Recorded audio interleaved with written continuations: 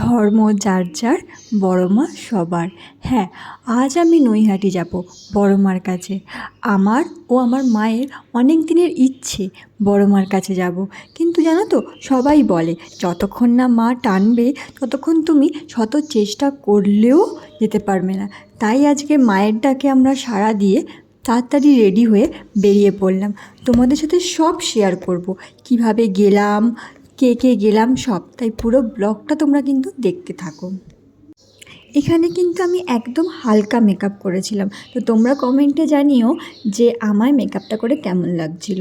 আর এখানে আমি খুব তাড়াতাড়ি রেডি হয়ে নিয়েছি, কারণ অনেকটাই দেরি হয়ে গেছিলো আমাদের বেরোতে। আর ফাইনালি আমরা বেরিয়ে পড়লাম।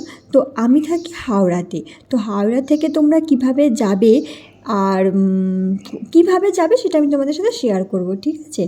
যেহেতু আমি হাওড়ায় থাকি, তো আমার নিয়ারেস্ট রেলওয়ে স্টেশন ছিল লিলুয়া। দেখো আমি লিলুয়ায় পৌঁছে গেছি। আর লিলুয়া থেকে ফার্স্টে আমরা যাব ট্রেনে করে চুঁচুড়া। যারা ট্রেনে করে যেতে চাও তারা ডাইরেক্ট হাওড়া থেকে ট্রেন ধরে ব্যান্ডেল লোকাল, আর ব্যান্ডেল থেকে ব্যান্ডেল, আর দেন ব্যান্ডেল থেকে তোমরা নৈহাটি লোকাল ধরে নৈহাটি যেতে পারো। তো আমাদের চুঁচুড়া নেমে ফেরিঘাট হয়ে যাওয়াটা বেশি সুবিধা লেগেছিলো, তাই আমরা ফেরিঘাট হয়ে গেছিলাম। দেখো অলরেডি কথা বলতে বলতে আমি স্টেশনে নেমেও গেছি।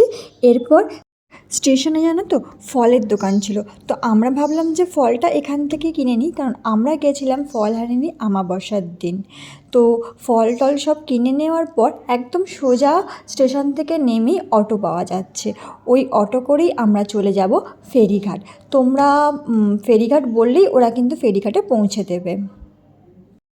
অটোয় যেতে যেতে বলে রাখি, তোমরা যদি এখনও ভিডিওটা দেখো প্লিজ একটা ছোট্ট লাইক করে দিও, আর সবার সাথে শেয়ার করে দিও যারা মায়ের কাছে যেতে যায় তারা যেন খুব সহজেই যেতে পারে।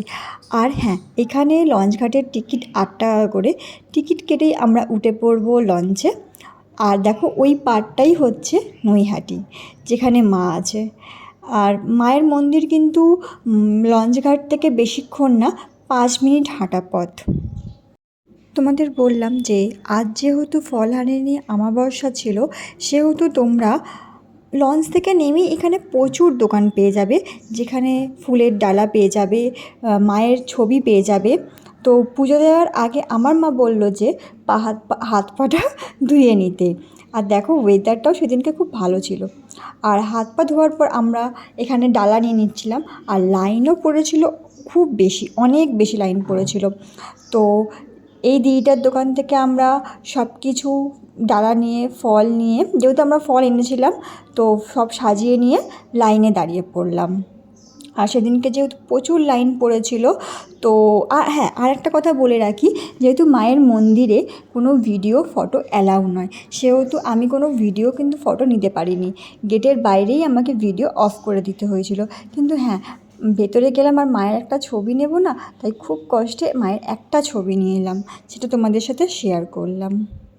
আর পুজো দেওয়ার পর আমরা চলে গেছিলাম এই দোকানটাতে, কারণ খুব জোর খিদে পেয়ে গেছিলো। আর কচুরি খাওয়ার পর আমরা বাড়ির পথে রওনা হলাম। আচ্ছা, আমরা বাড়ি পৌঁছে গেছি। আর আসার যে ভিডিওটা সেটা আমি করতে পারিনি, কারণ খুবই টায়ার্ড হয়ে গেছিলাম ট্রেনে, আর ভিডিও নিতে পারিনি। যাই হোক, আমি ওখানে গিয়ে একটা মায়ের ছবি নিয়ে এসেছি, যেটা আমি তোমাদের সাথে শেয়ার করতে চাই।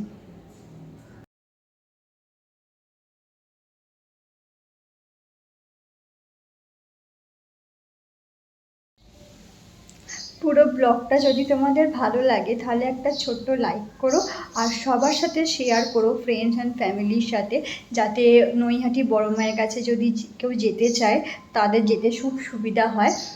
আর আর কি বলবো, যদি ভালো লাগে আজকে কমেন্টে আমার ভিডিওটা কেমন লাগলো সেটা জানাতে বলবো না, শুধু যারা দেখছো তারা কমেন্টে কিন্তু জয় বড় মা শুধু একটু লিখে দিও, ব্যাস এটুকুনিই চাই।